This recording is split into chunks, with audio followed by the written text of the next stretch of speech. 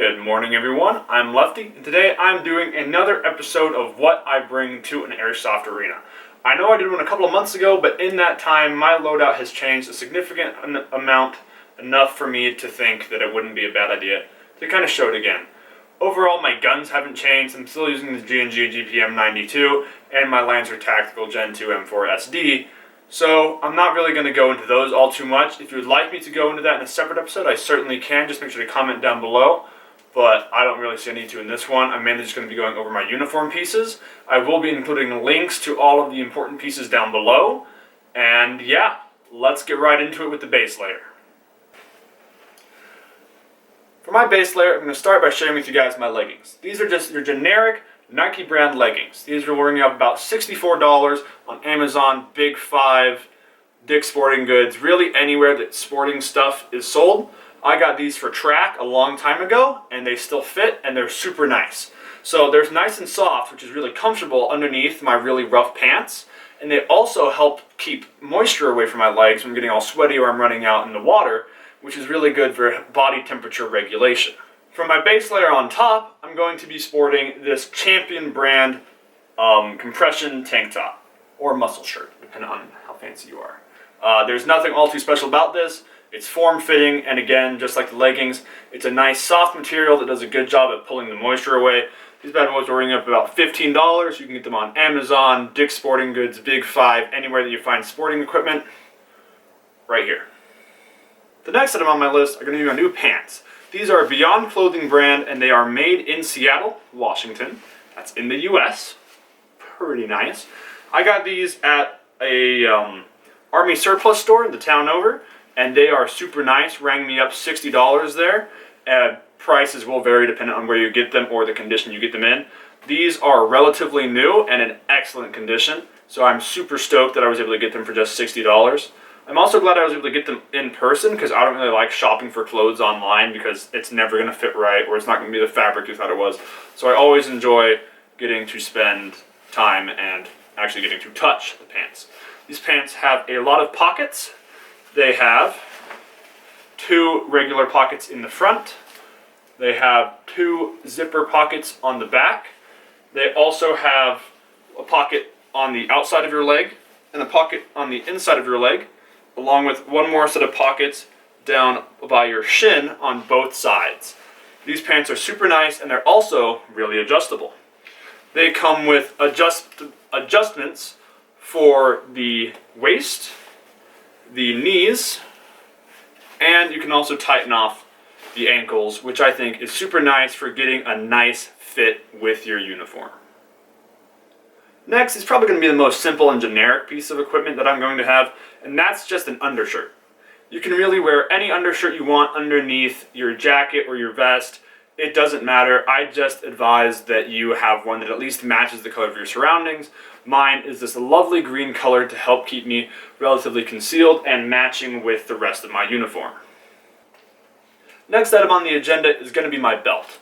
I like to use this nice Riggers belt with a easy and quick buckle and unbuckle just to make life a little easier. They're a super nice material for the belt, and then they are solid metal for the buckle, which is super, super nice. We have these same buckles on our rescue equipment just because of how hard it is to get them unbuckled on accident and of how much strength that they have.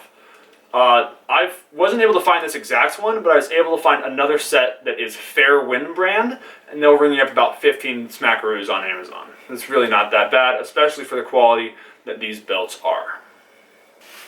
The next item on the docket is going to be my combat shirt. I got this shirt at the same Army surplus that I got my pants, and it is super nice. I do not know the actual brand of this. It is not printed anywhere on the shirt that I can find, but it is super nice, and it is a sturdy material. It also rang me up $60, same as the pants, so it was $120 for the full set, which I think is a steal considering the quality that they are. This shirt is really nice, and it comes with a lot of fun little features. Mainly, it has a lot of pockets. By a lot, I mean a good couple.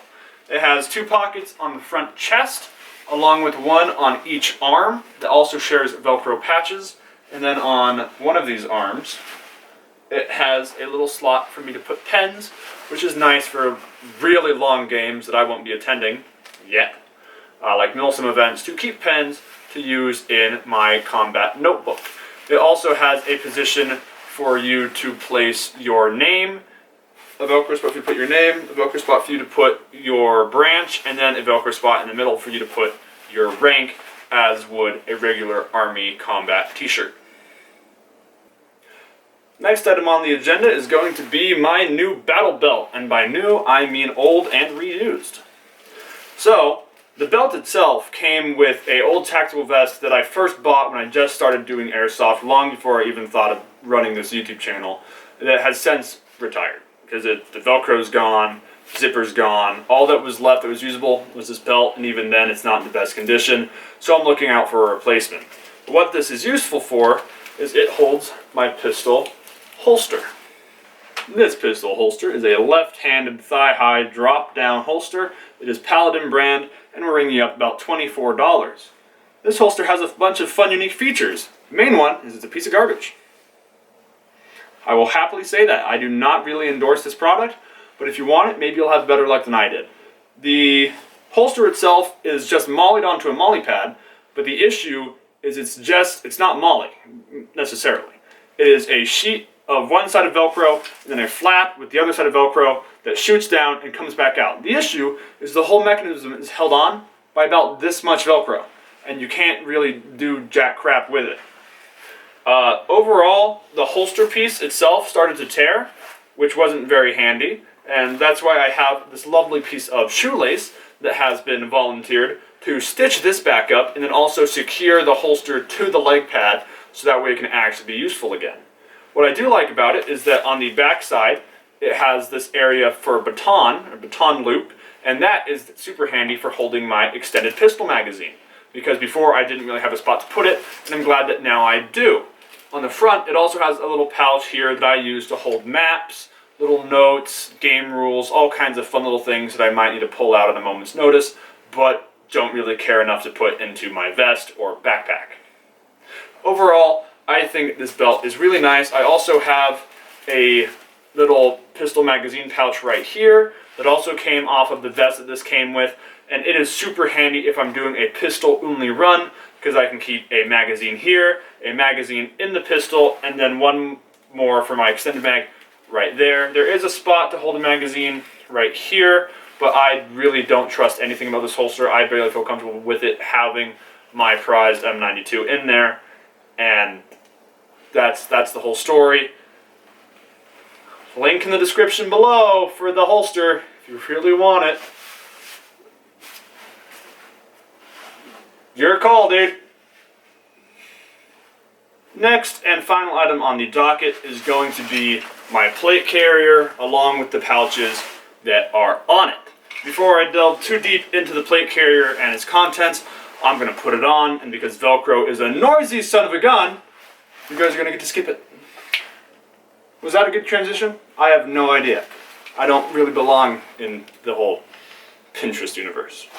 Alright, let's go over what's in my plate carrier. On the front, can I back up? I'll make this easier. Stand on my tippy toes.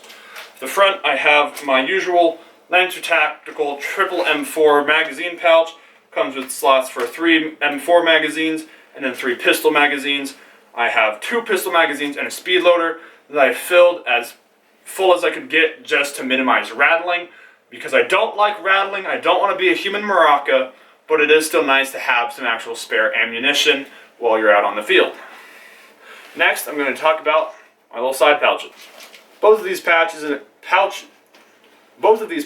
a complete set of 2 will ring up for about $13 on Amazon, which I think is very nice. They are mollied onto my cummerbund here, and they have a good bit of storage space along with a Velcro patch and then 2 more Molle loops, I guess 4 loops total on the outside. Over here in my left pouch, I have my face guard, my notebook, a pen, a funnel for BBs, some Allen wrenches, and a screwdriver. It's basically my something needs to change kit. So if it's my face protection that I'm going to be wearing isn't acting appropriately, I have a spare one in here. If I need to jot something down, share a note, drop a strategy with my team, I've got my notebook and my pen And if my gun just stops working, I have some Allen wrenches and a screwdriver, and I have some more tools elsewhere. These are just the ones that are like, oh yeah, quick fix on the field. Okay, nice, got it. Over here on my right side is more of my ammunition side of things. It has on the outside, it has a speed loader, again loaded as full as I could get so as to help prevent rattling. Then it also has this container here that was originally for an EpiPen that then expired and got used to stab an orange, but I was able to keep the container and I filled that with BBs and it nicely fits outside. On the inside, I have my 2 Lancer Tactical M4 batteries. Really, during a game, there's going to be one in there. The other one's going to be in the gun because I only have the 2 batteries. Looking to get more, but not quite really worrying about it. Then it also has 2 of my M4 Lancer Tactical magazines. Again, these are, slipping away from me. These are 120 round mid-cap magazines with the quick pull tab. The ones in this pouch were too tall with the quick pull tab, so I had to take it off, and they are being stored in my backpack. This is my backpack. On the outside, you should be able to see 2 shotgun shells and 3 CO2 canisters. The reason I have the shotgun shells is because they have a 14 round capacity times 2. That's an extra 28 BBs, which isn't a lot, but it's still useful if you're playing a game and you don't have anything, to be able to have an extra 28 BBs that don't rattle and they don't take up very much space. CO2 canisters, kind of useless as all my guns are battery powered or green gas, but you know, why not? Some of my friends have CO2, so I might as well be able to help play the support role, fit into my vest that keeps growing, and be able to support them. So this backpack can hold a hydration bladder. I got this on Amazon for $40. Link will be in the description below. It has a pouch for a hydration bladder, a big main back pouch, and then this small front pouch. I do not have the hydration bladder in there. Not really looking to get one because the games are only half an hour. If I was going to do a Milsim event, then yes, I would certainly put a hydration bladder in there. But for right now, I have no need of it. All it's going to do is weigh me down. So to help keep the back supported, I have the case for my G&G GPM 92. It is empty. During transport, I will put my pistol and my magazines in there just to help keep them safe. But all that's there is because it's a nice light block that fills up the big part of the backpack, because I don't have anything that I need to put in there, because I don't have that much equipment, especially for 30-minute games and a 4-hour day.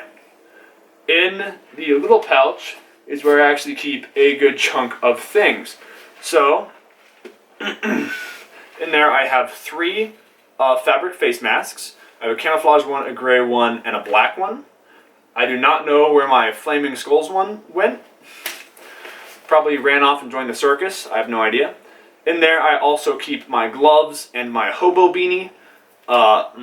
Basically, those uniform components right there, during the day will get pulled out and then used. So they're just back there because then all my uniform stuff is contained to my vest, all my small items. I can keep track of them more easily. Instead of having to get a separate bag for them, I can just slap them back in there. They don't take up very much space. I also have some silicone-based lubricant. Is it silicone-based? I can't remember. Is silicone-based the one that you want or the one you don't want? Either way, it's the one that you want. I got some gun lube in there. I also have lens defogger and a wipe for that defogger. I have a rope. I have the charger to my M4 batteries, which is nice to have. I wouldn't ordinarily take it into combat. I'd pull it out of my backpack before then so it doesn't get broken, because if that breaks and I'm on the field, then I'm kind of up shit creek without a paddle.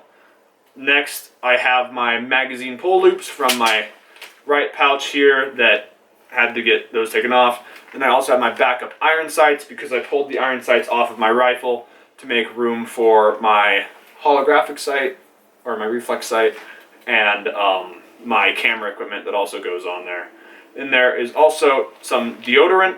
Again, this backpack was $40 on Amazon, and it's honestly really worth it because I can hold a lot of stuff there. Overall, I'm really proud of how this uniform has developed, especially over time. I am having in the works a evolution of my uniform throughout my playing, and I think it's really fun to just kind of look at how my uniforms have changed over time, starting from backyard games to where I am now. And then I just want to be able to keep adding on to that in the future. Though frankly, I am very satisfied with my uniform, and I do not believe that it is going to change anytime soon. I think the next thing I'm going to be looking forward to changing is going to be my loadout, hopefully buying some better guns. So please comment down below what guns you think I should get, which guns you would love to watch me use, and overall, what gun do you use? Do you think would be right for me? What modifications could I do to my guns to make them easier? I know there's a lot of stuff you can do to a Lancer Tactical Gen 2.